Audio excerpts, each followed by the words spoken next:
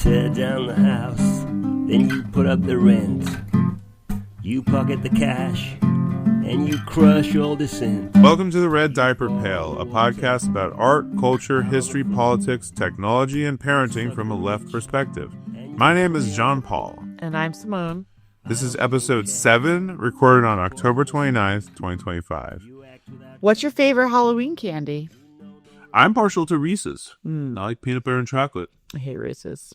What's your favorite Halloween candy? I don't really like Halloween candy. That's such bullshit. I like M&M's, Uh-huh. peanut M&M's, Uh-huh. Kit Kats, Uh-huh. Twix, Hershey's. plain chocolate bars, Dove candies. any plain chocolate bar. Yeah. But I'd much rather eat like a pumpkin muffin A pumpkin muffin. or a pumpkin cookie. Mm-hmm. All right. So I'm doing the horrible headlines today, and you have the artifact? Yes, I have an artifact. It's an article about mutual aid and whether that's enough. For the fascism that we're entering very rapidly. Yes. Okay. I don't know much about mutual aid, but I hear it get talked about a lot. So, It's not really going to clear that up. oh, okay, good. As I was hoping. All right. So horrible headlines. Ireland's president-elect is a left-wing, anti-establishment figure who is outspoken on Gaza. This is the AP. So Catherine Connolly has been elected president of Ireland. I saw that. Why would this be a horrible headline? Why? You ask? Why indeed? So while the American liberal left is taking a victory lap on this, I just wanted to point out a couple of things. One, she's an independent. She's not part of any political party whatsoever. So she's not building a political party by winning or running for office. Interesting. Two, the president is a non-executive in Ireland, unlike the United States. What she is like the representative of the country internationally. So she's like the ambassador of ambassadors. Mm-hmm. So she has no power to actually make people's lives better, even if she wanted to. Three, her politics are very liberal. She's not a socialist or anything like that. I guess what she's noted for is being against the EU's growing militarization against Russia, and also being against the genocide in Gaza, which is fine. Those are fine positions, but we're not talking about someone who's going to increase working class power in Ireland, either economically or within the government. So I'm not sure what this is going to cause, except for people are going to say, look, my life continues to get worse, and there's a so-called socialist in power. I'm not sure what all the hubbub is about. But I think the left parties did back her, though, even though she's not in them. All the left parties created a coalition behind her. Yeah. Including Sinn Féin. I don't know. I mean, the story in Ireland is supposed to be moving on from like terrorist political tactics to more like mainstream electoral tactics as the victory here. But I'm not sure, like, unless you're just a total nationalist and want Irish workers to be ruled by Irish businessmen, I'm not sure what the big victory is here. Ireland will be independent soon, but it certainly won't be a worker state or anything like it. So I'm not sure what the victory is. But anyway, so that's one. Cool. Yeah. She does seem like she has a nice smile. She's a nice older lady smile. Yeah, I'm sure she's a perfectly nice person. Yeah. Doesn't do as much.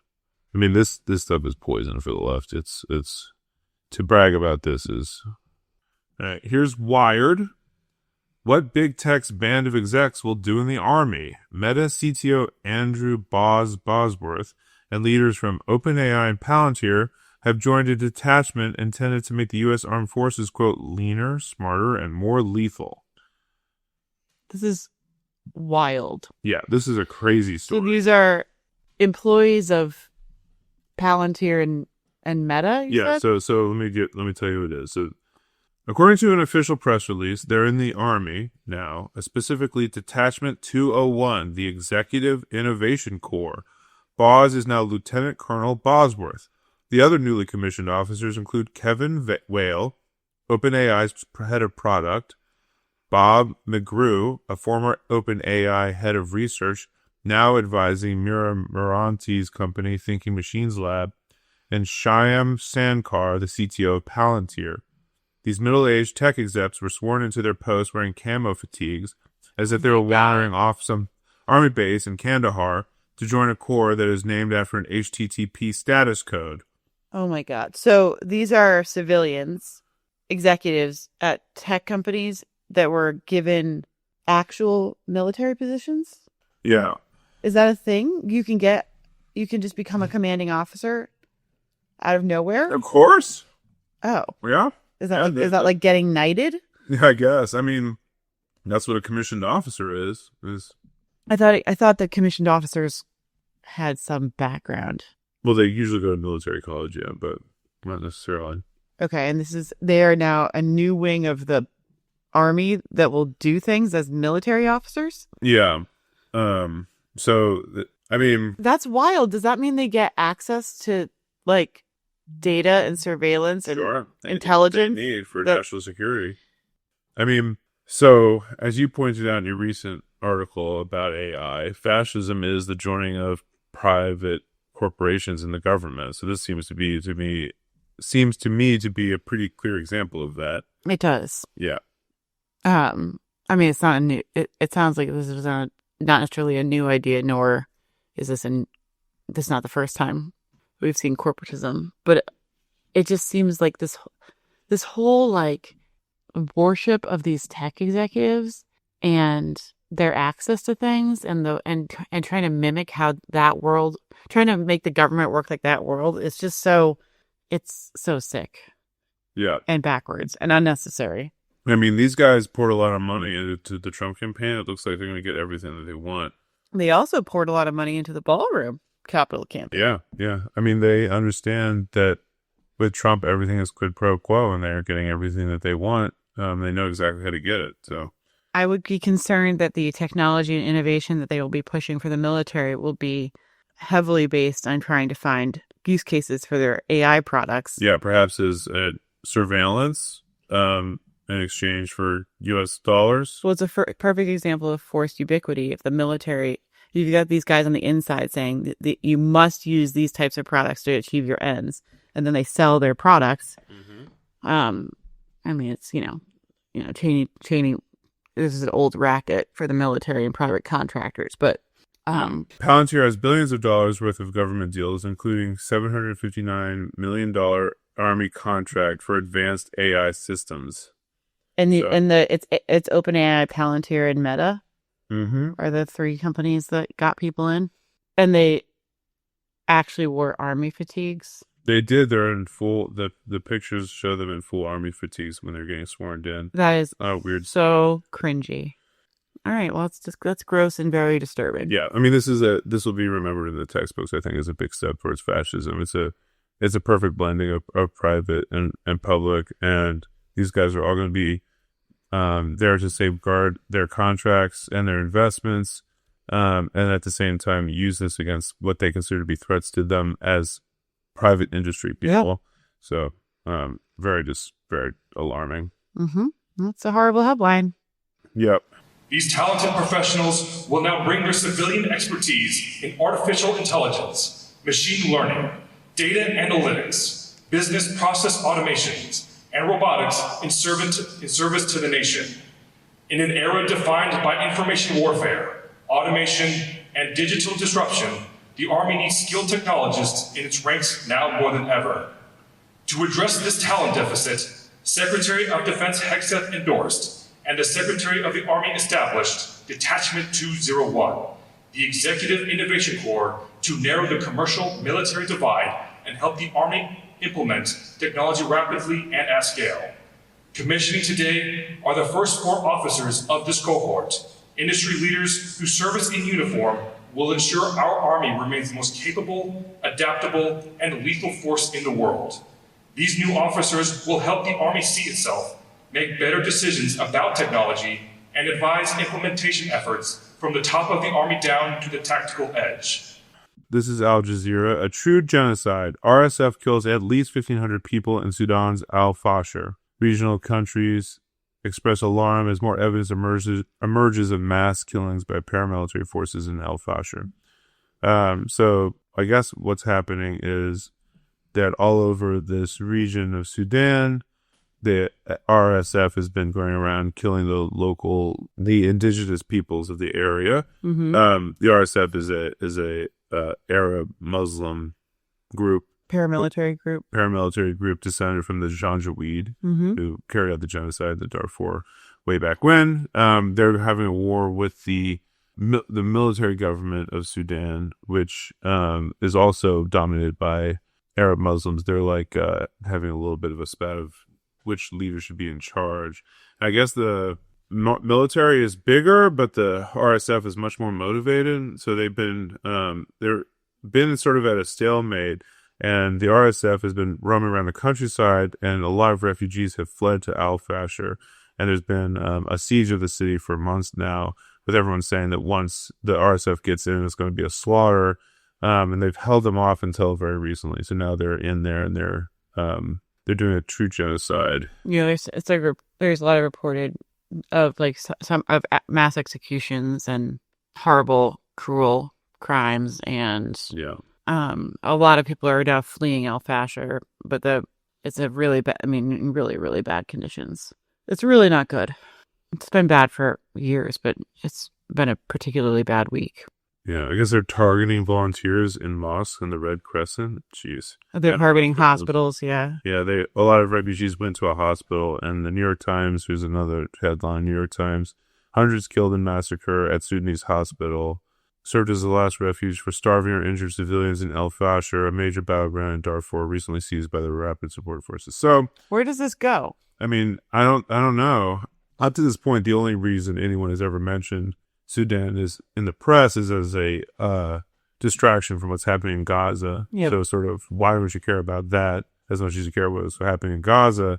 And the answer is obviously the United States government's not funding the RSF to do all this killing. No. But it does sort of ask a question, which is if no one is involved in this, then what is the leverage to get it to stop, and who would care enough to try and do anything to stop it? I'm not sure that funding the national military of Sudan is going to fix the problem. So I don't know. No, it sounds like I know Saudi Arabia has been involved in trying to broker some talks, but there's like I think it's mostly a political battle of who gets to be in charge, but there is gold. There's resources that obviously there's always resources at stake, but there's Sure. significant gold in the region. The thing is, it's too, like you said, like Muslim majorities fighting, and the people right now who are at least the people right now who are being massacred they're all civilians, and they're from like local tribes. So you've got these empowered militaries that have nothing to do with the people that are being slaughtered. Yeah. Which is a really bad situation for the civilians. Yeah. There's also important stuff about access to the Red Sea. Sudan's on the Red Sea. Yeah. But importantly, the national military is in that part of the country. This is in the inland, landlocked part. So. Right. Well, that's a horrible headline. Yeah. I feel like you also probably should mention the ceasefire that is only a ceasefire when it wants to be a ceasefire. Yeah, so I guess the story is that Hamas returned a coffin with no body in it, and is that right? I just heard that they had not adequately done the returning. Who knows? And then Israel claimed that someone had fired upon IDF soldiers. So Netanyahu called his people into a room. They had a conference, and then he ordered immediate, quote, powerful attacks. So they were bombing last night, and they killed over 100 people, including 46, almost children. 50 children. Yeah, and it's like, and now they're back. Now they're, quote, back on the ceasefire, and it's just it's absolutely absurd that we're supposed to. Anyone would accept that, the world watching it or the people living it should accept that this is a ceasefire. It's basically you don't get to fight us, but we can do whatever we want. Fire. Yeah. And it's sick that I mean, we're all going to watch these headlines and be like, oh, guess we're having a little timeout from the ceasefire yeah, it's like to massacre civilians. and there's the point being that Israel can punish as much as it wants for perceived violations of the ceasefire, and Hamas can't do anything.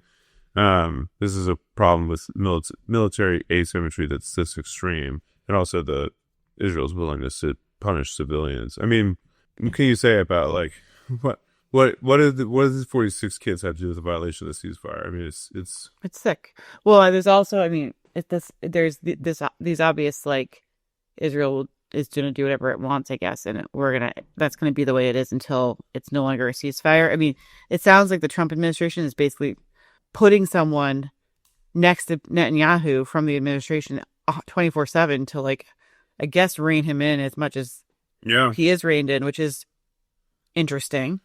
I mean, you have to give them credit for, I think that they're very interested in maintaining the ceasefire. And I think this is my guess is this is Netanyahu being like, oh, they broke, now's my chance to start again. And the U.S. officials like, no. Not this time. So they're going to give him, they'll give him one every 2 weeks or something to let the steam out. What they'll do is they'll say, he will continue to try to find some excuse to reignite things. And they will say, this is not a smoking gun to end the ceasefire politically for the United States. So no, you're not doing that. And then they'll rein him back in. Right. Well, what apparently is fair game, though, is attacks in the West Bank are been ongoing and consistent and have gone up in frequency since the beginning of the ceasefire. Oh, really? Mm-hmm. So there's, like, clearly a lot of jockeying about, like, what they can get away with, what the U.S. will tolerate, what still maintains a quote unquote ceasefire. Mm-hmm. Yeah, my guess is that as long as Trump can brag about the ceasefire, he really doesn't care what happens in the West Bank. Right. And the people in Benjamin Netanyahu's government who are expansionists are very, very motivated by settling the West Bank. So that's probably the compromise. Yep. Well, that's horrifying. Yep. Well, see, now you can be a little bit nicer, baby, because you're not at war anymore, baby. All right. Well, those are all your horrible headlines. Great way to start the show. Let's do depressing bullshit. Yeah.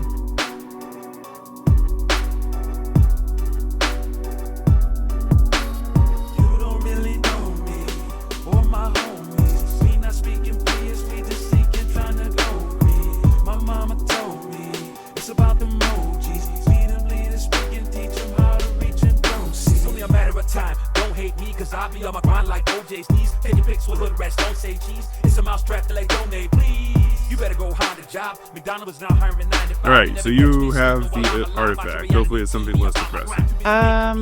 Well, it's not, is it? It's topically about the 42 million Americans who will lose their food subsidies on Saturday, or who lost their food subsidies on Saturday, if you are listening to this during the first week of November. We covered this in the horrible headlines last week, but the big thing that seems to be catching the most eyeballs around the impact of the government shutdown is that SNAP is not going to federal funding for SNAP is going to cease on November 1st. So there's been a ton of content out in the world that's like, donate to your local food banks, do mutual aid, pass out food from your porch on Halloween, all these, like, what are we going to do?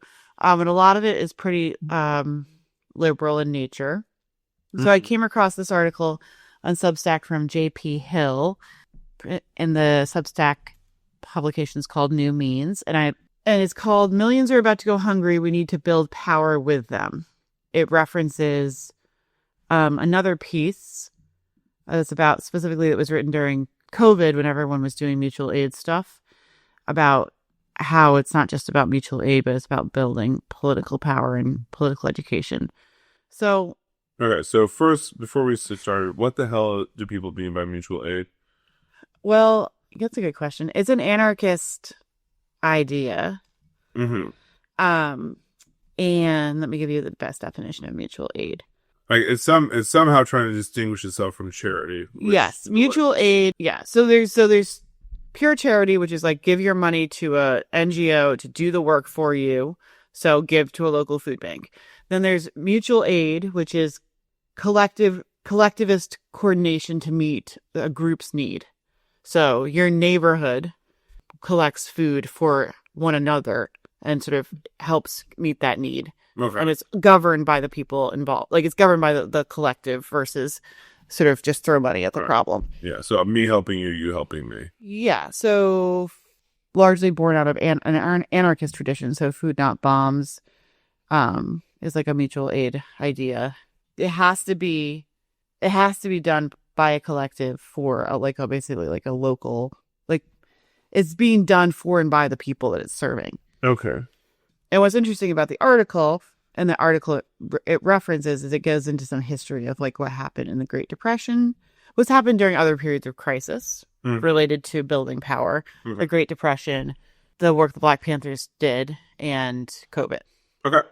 It references a piece by Noam Sandwise Back, who kind of gives a history of the Great Depression and the mutualism or like community solidarity that happened during the Great Depression. So during this time, the safety net, created largely as a response to the Great Depression, was being deliberately sabotaged and undercut, part of a long-term project by oligarchs to destroy everything the working class had ever won.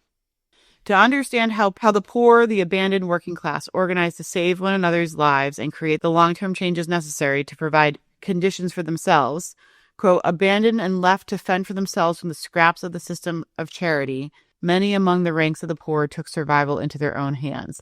They marched in unprecedented numbers against hunger and unemployment, led daring wildcat strikes and often militant actions from industrial plants in the Midwest to tenant farms in the Delta, and created mass organizations like the Unemployed Councils, formerly through the Communist Party. These multiracial councils developed in cities across the country around relief for unemployed workers, preventing and reversing thousands of evictions and gas and electricity shutoffs, among other activities. They worked locally to address their immediate overflowing needs, but in the early years of the Great Depression, they also became a political home for tens of thousands of poor people. Central to the council's visions was political education, leadership development, and larger forms of collective agitation and struggle. Okay. So this is obviously a part of the Great Depression that most of us are probably not familiar with in our textbooks, because what we learn is Great Depression happened, there were Hoovervilles, then Roosevelt took over, got the New Deal because the politicians cared, war happened, everything was fine. Yeah. And the reality is that, I mean, aside from completely leaving out the role of the Communist Party, which all good textbooks would, it was not politicians just wanting to create the New Deal that got the New Deal. There was a lot of agitating and work that happened to make more central the things that people needed. And also there were very big political organizations behind that, including the Communist Party and also the CIO. Yeah. Yeah. So at the start, we have a second reference to a critique of charity, which is charity, I think, is mostly assumed to be a means of social control by the rich over the poor. Mm-hmm. We control the resources. We deem who is a valid recipient of those resources and who is not. And this is working class people saying, no, we're going to take care of our own, and we're going to use our power and resources at our disposal to do that. But they're using the opportunity to provide spaces to help each other to do something extra, which is like the political education piece and the organizing people to do like wildcat strikes and things like that. Well, sort of. I mean, I think in the case of the Great Depression, these were completely abandoned people. Mm. So it wasn't like they were like, your charity's not good enough. They were getting nothing. Yeah. And had no choice but to do something different. And in many cases, labor wasn't even available to them because they were poor and unemployed. Right. Which is really interesting. Yeah. Yeah. And you're right, too. Like, RFDR was very explicitly clear that what he was worried about was a revolution, and that they needed to do something to appease workers or it was going to end badly for the ruling class. So yeah. And at the time, the AFL was the dominant union. Mm-hmm. And it was extremely reform-oriented. Its model promoted, quote, workplace peace, cooperation with the bosses, and excluded millions of less skilled workers. So the CIO deliberately organized entire industries, top to bottom, so they could bring more workers in. Yeah. And they were a massive reason there was the level of organizing that occurred in the Great Depression. There was as many, I didn't know this, at least 5 million workers joined unions over the course of the Depression.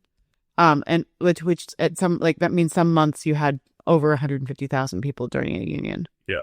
Importantly, too, the AFL was segregated. I'm not sure when that ended, but the CIO was founded in response to the segregation of the AFL, and they integrated.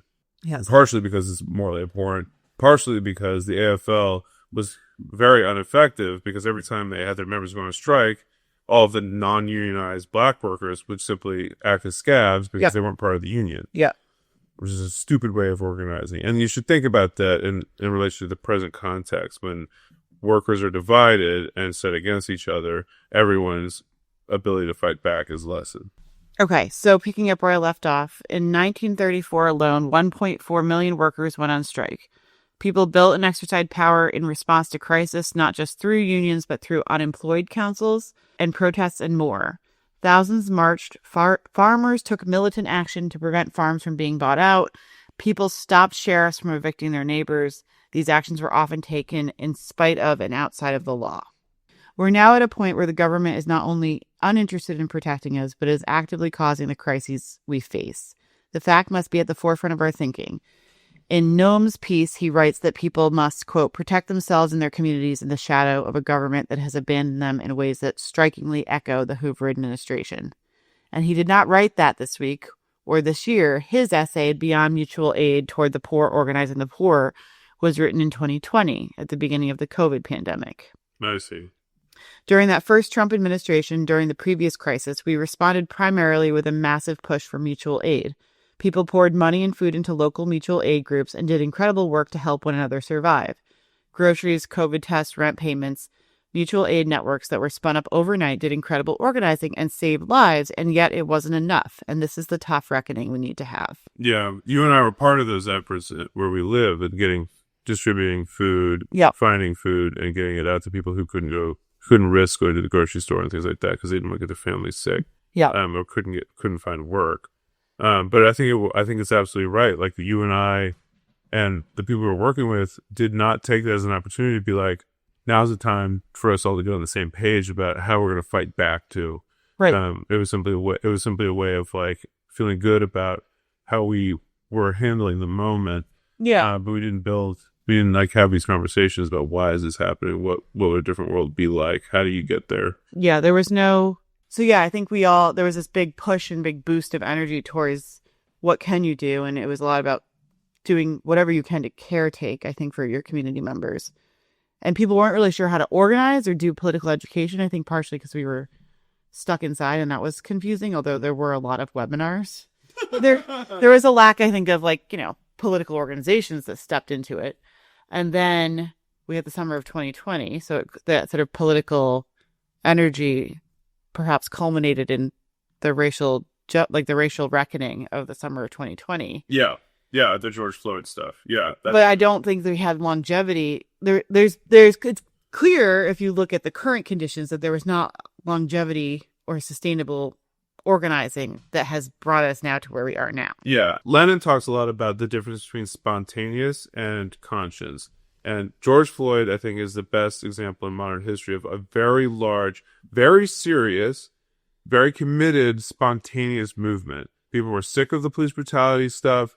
It wasn't about George Floyd by himself. It was about this long pattern of this been building for years, and people got sick of it. And they'd been, like you said, they were stuck inside. Yeah. They were very upset about the political situation in a number of ways, and they just had enough. That was the largest civil rights movement in history. But what you didn't have, because it wasn't a conscious movement, was one, you didn't have political leaders involved who were able to connect police violence to the abandonment of people because of COVID, to the economic system, right? Mm-hmm. And you didn't have workers who had been won to seeing these things as about them as much as it was about police brutality towards like certain minority groups. And you can project outwards. So like this missed opportunity for political education during the mutual aid period of COVID leads to a working class which is entering a new period of deprivation with the SNAP things, still lacking the political consciousness that could have begun developing back then. And I think like the best time to develop that class consciousness is 5 years ago, but the second best time is right now. Yeah. That's a lesson for people right now. I also think it's notable that there was really a lack of labor involvement in organizing during COVID. Mm-hmm. There was a period, it was like a period of unprecedented economic disturbance and obviously political and social angst. Mm-hmm. And there was little shimmers of political organizing. Like you saw some local teacher unions and stuff do organizing to protect their workforce, or to try to protect their students. But it was pretty anemic. Yeah. When it comes to labor, and labor in theory could have a very strong point of view about how you manage and come through a pandemic. I mean, it's, Yeah. And that was another example of like that organizing on a industry level was good, but because there wasn't enough outreach to parents and involving parents who in many cases couldn't work, not because they were scared of COVID, but because they had nowhere to send their kids. Yep. There was a lot of resentment between teachers and parents during that time. It created divisiveness when it could have been the opposite. It could have been parents and teachers both recognizing that we cannot risk our teachers and our children, but that also that should not mean that our families are like losing massive amounts of income. Yep. Yeah, that was painful to watch at the time. It was so hard. And just to be clear about it too, like when we talk about the working class being abandoned by the state, here's an example. Amazon continued to operate throughout the pandemic, essential workers, quote unquote, for basically facilitating the country's economy. So basically have a massive distribution infrastructure built and in operation, which could have been you're not a communist, instead of permanently, temporarily seized by the federal government. Amazon is now in charge of getting basic essentials to families: food, water, healthcare, and so on. It was all the infrastructure was right there, but like that's not it's not for profit, so they're not even thinking about things like that. And that's what China did. Exactly, and they had far less deaths than we did. Oh yeah, yeah. I mean, it's absurd that a population would accept a government that is unable or unwilling to do things to make sure their population can be taken care of during a crisis. Like, why is our baseline like, oh, I guess we'll just fucking figure it out and let other people suffer? Why wouldn't you be like, I would expect the state apparatus to do something? Yeah, I mean, a lot of people they don't even think of everything that they need and want comes through the market. They don't even think of, but like, today they're using the National Guard to attack city protesters in cities. Like, use the National Guard to get people food. Yeah, no kidding. So back to our article. Mutual aid is beautiful and necessary, but one of the hardest assessments to make. Beautiful. It is beautiful. It is beautiful. I mean, it does connect people very well, and you need to take those connections and do political education on top of them, because everyone's brains are all buzzing with happy hormones. That's when you need to educate. Yeah. I mean, I will say that like that is true. And it also underlines a critical part of class consciousness, which is these people are like me. Mm-hmm. They're in the same situation I am. We can help each other.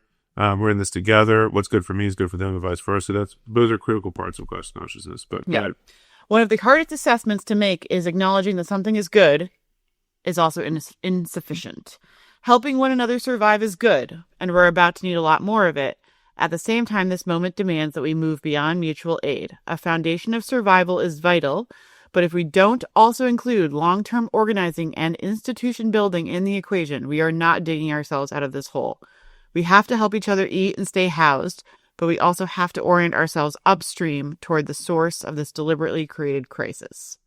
Trump and his billionaire accomplices think we're weak. They think they can crush everything the working class has ever won with minimal pushback, and we have to prove them wrong. Virtually nobody in the United States outside the super rich are accustomed to feeling their power. The rest of us are used to politics being a spectator sport where we're always on the losing team. We've been conditioned towards passivity, at best towards charity. None of us have been conditioned to hold and wield power, which is kind of what we were just talking about, that we expect to have politicians in the state not serve us. We expect them to even worse, do harm to us. Yeah. And we don't have an avenue towards using power, experiencing power.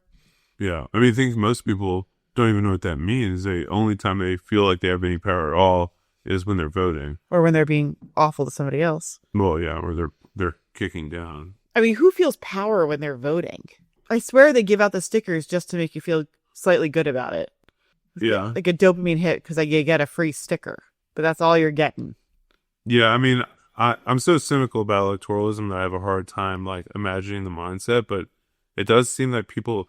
I mean, do people feel like this is a chance for me to control the government, or do people feel like I'm doing my civic duty? That's what people think. That I'm participating in something that's bigger than me, which I have to do, but I'm not really getting a say.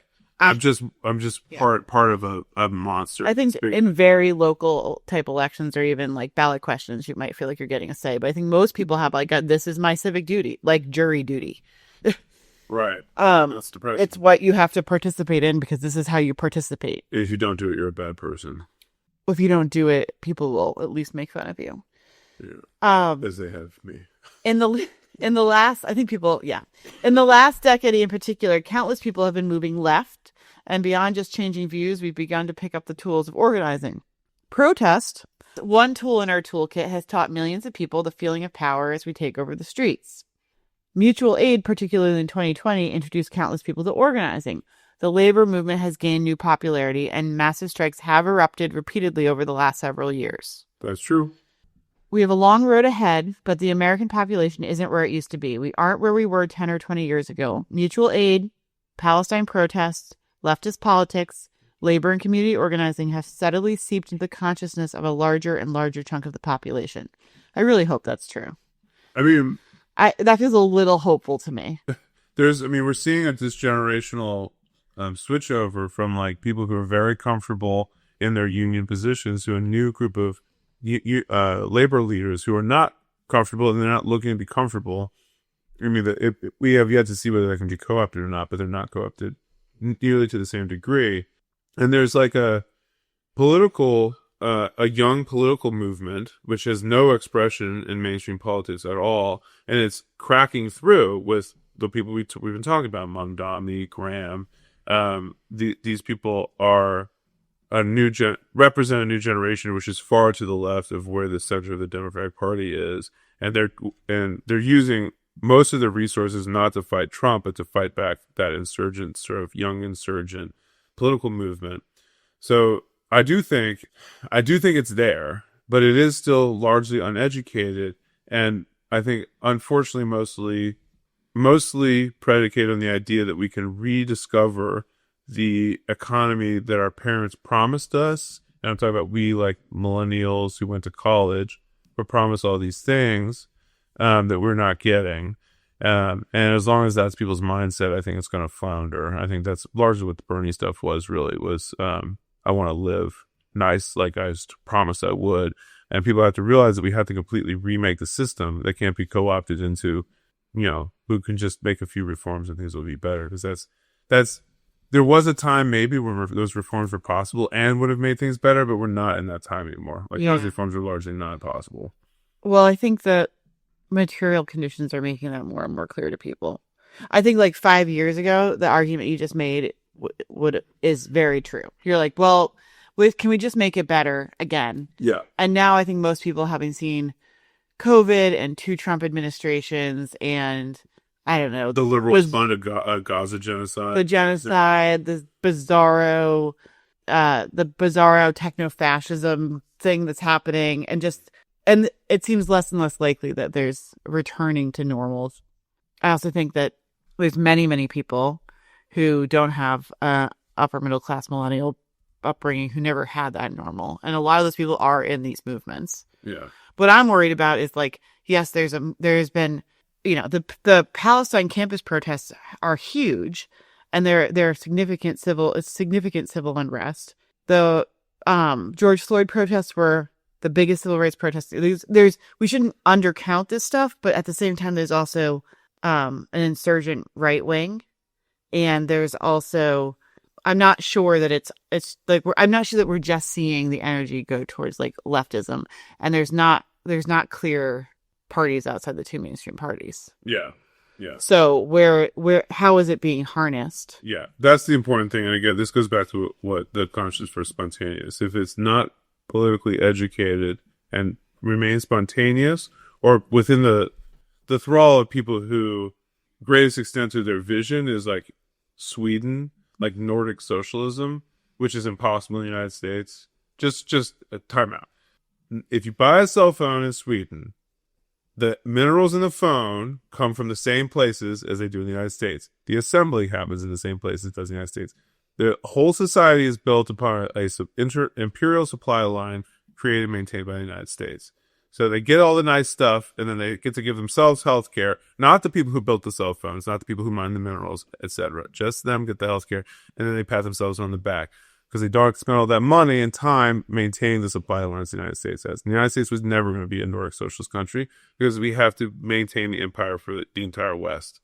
So just putting that out there, if the biggest vision that you can muster, and this is the Bernie movement, is Nordic socialism, and you're counting on young people spontaneously erupting in civil rights protest or erupting into a wave of random striking without a coherent political something to connect all these issues together into a larger platform that strikes at the root of this, then the right wing will win. Like all this, they're much better organized in the sense that they have a program, they have an objective, and they have very clearly defined leaders, which I guess are these techno-fascist people and people like Steve Miller who have a plan they have a vision. Yeah.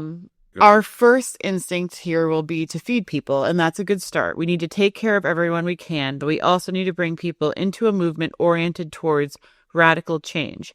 When COVID hit in March 2020 and groups sprung up to care for people, a lot of good was done. But in the scramble to give, we rarely built organizations for the long haul. So as we try to feed and care for people in various capacities over the coming weeks, months, and years, which I'll say, we're in an avalanche right now of people trying to figure out what to do about the SNAP benefits. Mm-hmm. It's like, and in that like panic or hype moment, I think you really do have to reserve your energy to be like, I'll do 50% help and 50% educate. Because like, if you're always in a crisis reactive mode, there's actually no way you're gonna do anything but like Band-Aid.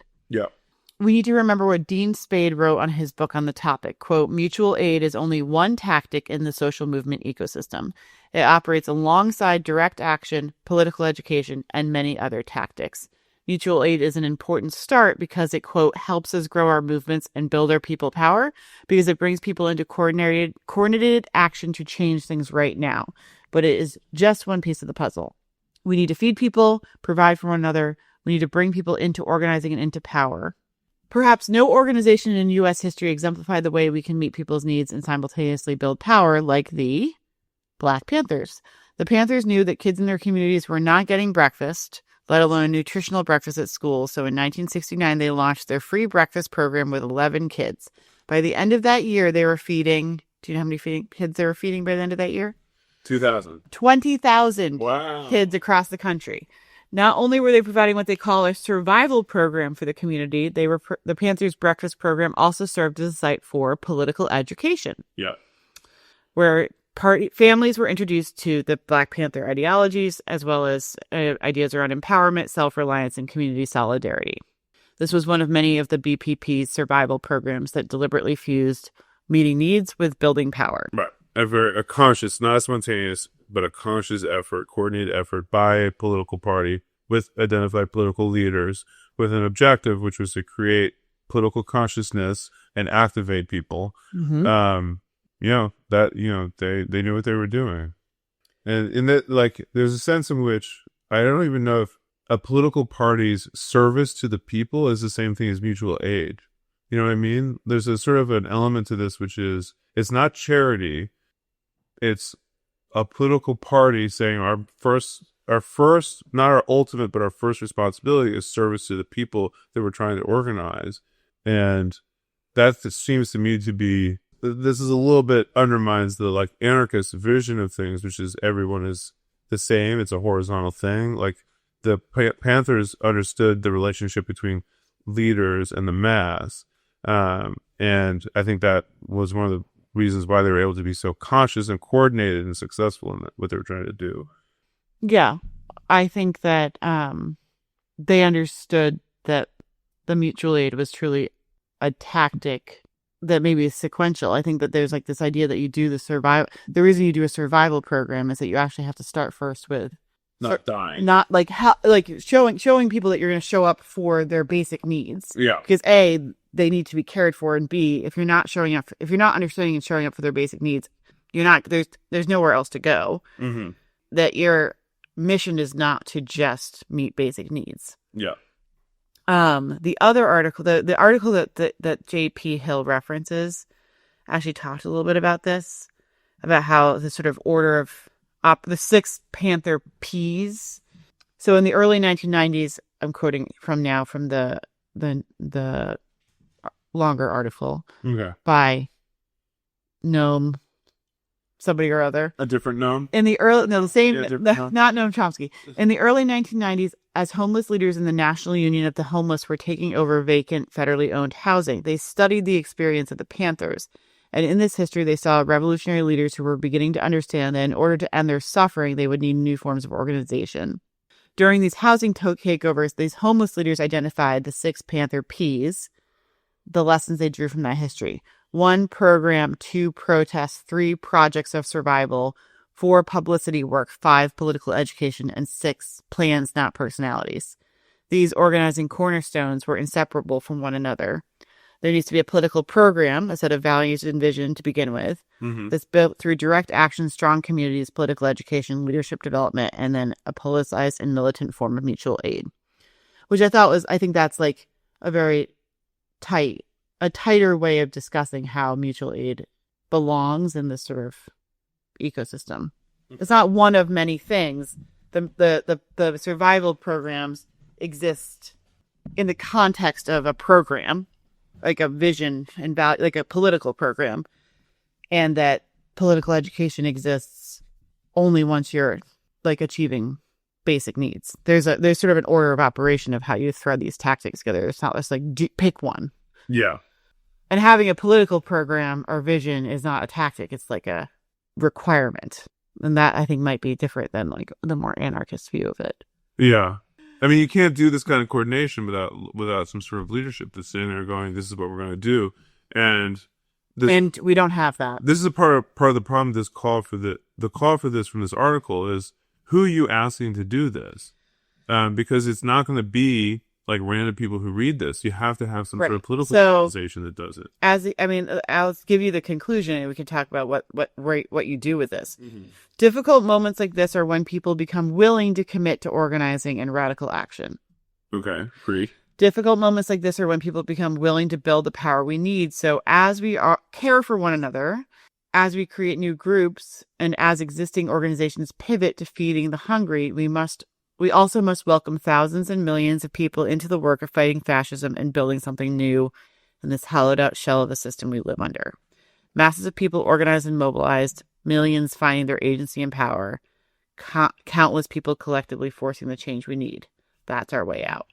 So I agree that like these types of crisis moments are going to create more people who are engaging in helping and also interested in analyzing why this is happening. Yeah, and not because I think this is something people often say on the left is, oh, things will have to get bad before people care enough or are willing to do this. Like, it's not that people's lives are worse per se. It's that there's a disruption to the status quo. Mm-hmm. Like there's holes in the normal way things do, and 2, people are less invested in something because the inertia of it is starting to break down. So like you can look all over the world for where people are suffering even more intensely than what we're probably looking at in the United States, but it's the disruption that's key. Right. The disruption of the normal. When the system starts breaking down, that's when people start to be able to envision alternatives.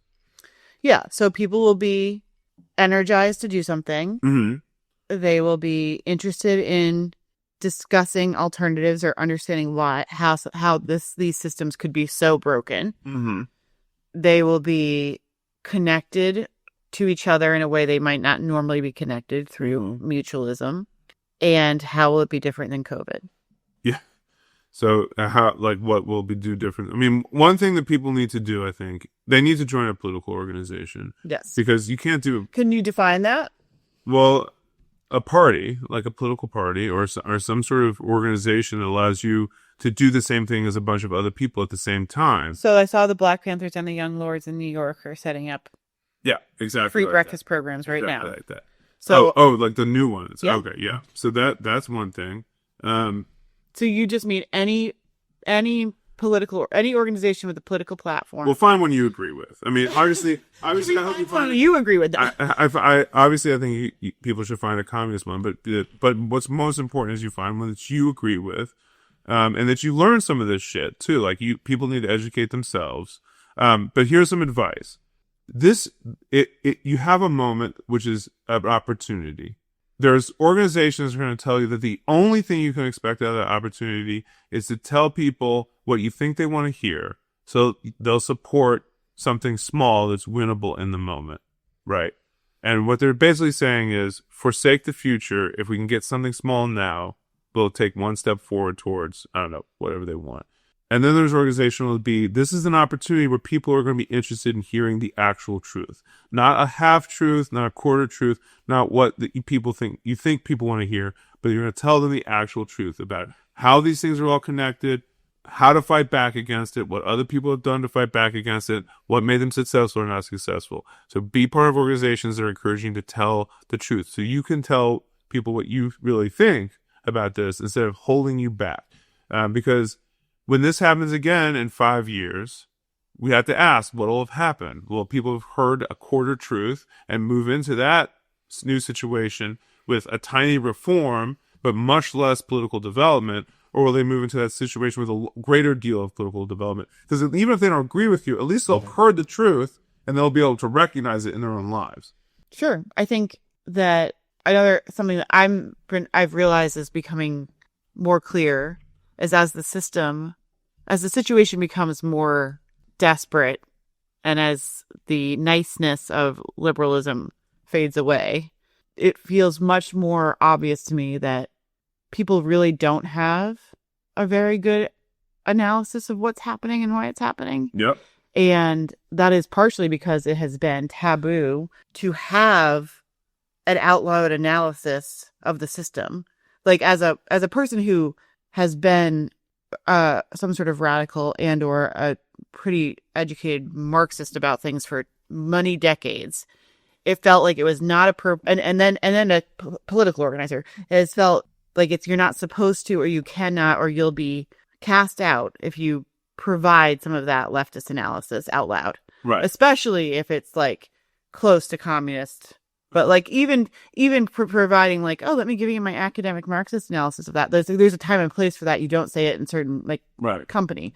That is very much by design and has left many, many very smart, very curious people with values very much in alignment with radical change, having very little fluency in talking about what's going on. Yeah. And so what I've learned very recently is like saying even the most basic elements of what I think is the truth is not alienating to people. It's like exciting. Yes. And not shameful. And people are super hungry for it. Yeah. Even if they don't want to agree, they're not going to agree right away, or they're never going to agree. Yeah. It's just a whole area of discussion that like most people have not been exposed to. Yeah. In the best case, it's people who are worried about sacrificing unity to have a debate about particulars. Yeah. So what they're thinking is, if you go this route and you want to have this conversation, not everyone's going to agree on the causes and the solutions. So instead of us focusing on something we can all agree on, which is people who deserve to eat, be able to eat, we're going to be having recreate all these small arguments. Yeah. Right. So that's the best case. Well, yeah. And that has impacted the way I talk to other leftists for years. Mm-hmm. Although that's definitely a sliver of it. The worst case is that what you're doing is you're threatening their perceived power in the situation, because you're threatening, like, they want a particular thing and it's not necessarily the education of workers, and they think that that's impossible, so that they want to sort of toe this line of getting people what they think that they want, telling people what they think they want to hear, because they're sort of going to be the mastermind. And in this way, an uneducated working class is the self-fulfilling prophecy of people who insist that the working class isn't sophisticated enough to be able to lead itself. Well, that relates to what I've been thinking about, like, when is it appropriate? When has it been appropriate in my life to actually share a Marxist analysis or a critical analysis? And it's only in academic settings, and only if if I like shroud it in very intellectual academic verbiage. Mm-hmm. So I can say it at a cocktail party, but I'm going to say it like with a lot of academic words because that's appropriate. But that also, all of that, that's just another way of obfuscating it and also making it only analysis that's available to a certain group of people. Yeah. Versus just like say the true thing. Say the thing that you think is happening in words that people can understand, so you can disagree out loud about it, right. for instance. Right. But that is just not the way. Yeah. But currently, 2025, there's so much more hunger and interest for it than I would have ever suspected. Of like, normies out in the world. Yeah. I mean, I'm not even sure. Like, it's something to say that, but like, what we've done over the course of our lives is gotten to experience more and more what it looks like and feels like to have real conversations with people, as opposed to the conversations we're told have to happen because people aren't ready, right? You and I have just experienced it more? Yeah, and I think, like, I don't know if it's the time. I think it might just be this is a self-perpetuating myth of, like, the lightly left or, like, the progressive left, which is that people can't handle it. They don't want to hear it. I don't have experiences which back up that claim. I do have experiences of people saying, I don't agree with you. Give people the courtesy of treating you the way that you want to be treated, which is to tell people what you really think and be honest, because you expect that from other people. You want there to be a exchange of equals, and you're not going to get that if you're playing chess with them and you only revealing certain things and hiding other things. That actually is a good tie back to mutual aid and mutualism, which is that it is meant to be a relationship of equals. Not that everyone will always need the same thing, but that you're coordinating with each other to provide for the collective, which means it's very deliberately not charitable. There's not a person that has all the resources and has all the power and control and doles it out. It's many people having to be honest with one another and show up with integrity with one another in order to orchestrate something different. Right. And I guess that is why education is a very natural part of that. Yeah. Recognizing that the collective survival is dependent upon the collective's ability to accomplish something together. Right. And obviously we're talking about SNAP benefits right now. So like there are people who are going to lose the money that they need to buy their food. And there are people who are not going to lose that money or have extra money this month. But what you really need to do is actually connect. So there doesn't have to be an equality about it. And there will be people that need more and people who can provide more. Mm-hmm. However, once you start to build relationships and build basic infrastructure to support survival, you need everybody's ability to contribute to happen. Yeah. Regardless or not whether they happen to the people that need the $50 that extra a month. They have capacity for contribution that has either been undiscovered or not, or it does not get to be used. And they deserve the right to be useful. Yeah. Yeah. No, it's true. To sort of become a full human being by being in relationship to other people in like a meaningful, impactful way. Yeah. I mean, it's always easier to do that if you're not like barely surviving. So yes, handle survival first, but even in the midst of survival, there's value and necessity to being in relationship and in communication with those people. Yeah. And not taking for granted that what they're going to say or they think or what they can and cannot do. Yeah, and giving them a chance to advance their ability to contribute by contributing to their political education. Because, like, if you're trying to solve a problem, two heads are better than one, 1,000 heads are better than two, but only if those heads have had a chance to grapple with the fundamental cause of the problem, and then to see and study all the avenues of addressing it. Yep. Yeah. Yep. Cool. So we solved this, so it won't be a problem. But I still don't know. Well, I mean, so yeah. So who? what the take home point? The take home. What are you gonna do? What are we gonna do? Well, we're gonna do political organizing, and I think we're gonna take seriously doing political education as part of the mutual aid stuff that we're gonna do. I mean, I have my stuff I'm already involved in, so that's the plan. Another thing I wanted to add is taking a look at the macroeconomics of this for a second.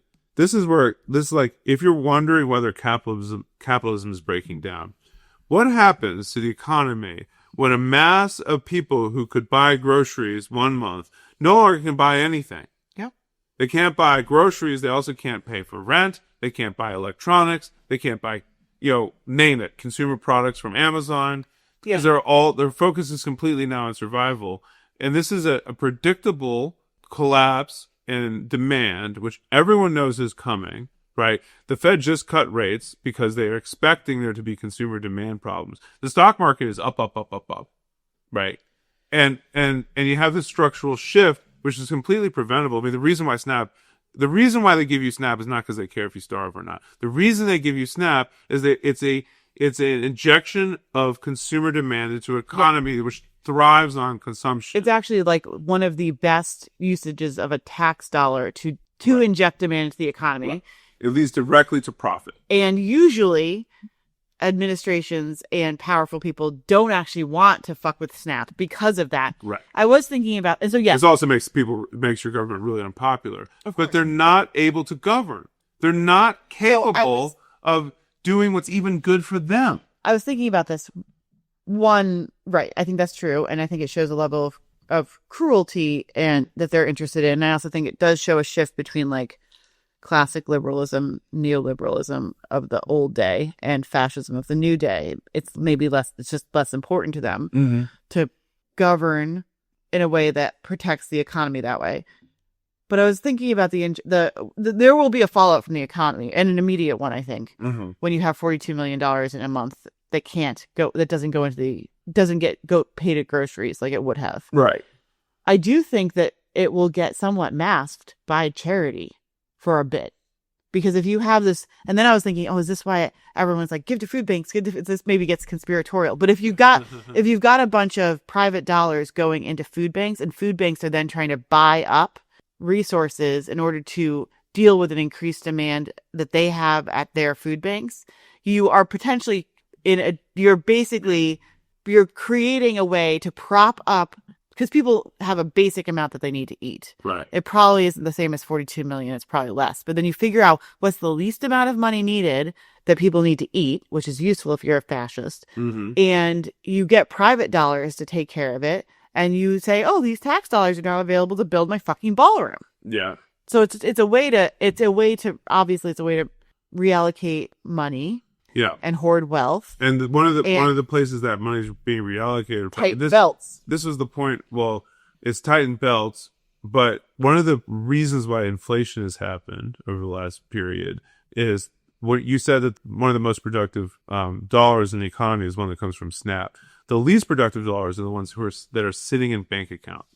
So if you can flush out money that's sitting in savings accounts and bank accounts by either forcing people who have a little bit of a nest egg to spend it to survive, or, I mean, it's not Palantir that's going to be donating to these charities. It's going to be middle class people that have a little bit of wealth saved up, and they will. And this is how you push downward mobility on the entire population, because the system is hungry for profits. It's not finding them the way that it used to, and now it's going to start. This is what happened in Russia after the Chicago boys took over and the Berlin Wall fell down, is they flushed out people's savings. One of the consequences of the Soviet Union having somewhat good wages and not a lot of consumer products to buy is people had a lot of savings, and they didn't at the end of that. They flushed all that money back into the economy, so it ended up, I guess, in the hands of the oligarchs there. So that's part of the plan. Right. So then it's like, is that an inability to govern, or is that part of the mass conspiracy? I mean, it doesn't hurt. It doesn't. We'll see. I mean, the stock market's gonna. I mean, the bottom's gonna fall out. Even if that's true, though, it's a progressive problem. There's once you flush out savings, you flushed out the savings. Yes. So if that's your Band-Aid, what's your next move? Well, and that's the fun thing about capitalism is they only have to look one move ahead. Yeah. So, on that note, happy Halloween. Happy Halloween. Oh, well, actually, I hope you all enjoyed your Halloween. Yeah. Good night. Good night. You grow old, your powers will fade. As you grow old, your powers will fade. As you grow old, your powers will fade. As you grow old, you're on the make, and you don't do regret. You're always out for what you can get. You think like a snake, and you ooze like a snail. Let the trail go cold as you swallow your tail. With your low rent skills and your heart of flint, telling your tales that are unfit to print. You're all weasel words, backed up by the boots, obsessed like the rest, with a promise of loot. Your pies will fade as you grow old. Your pies will fade as you grow old. Your pies will fade as you grow old. Your pies will fade as you grow old.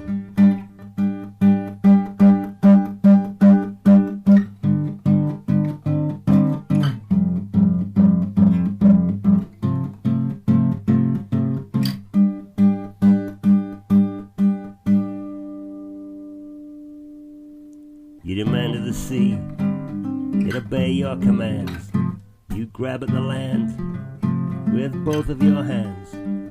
But candles will burn, and time will reveal all that you've done and the money you steal. The suffering you're causing gives you no pause for thought.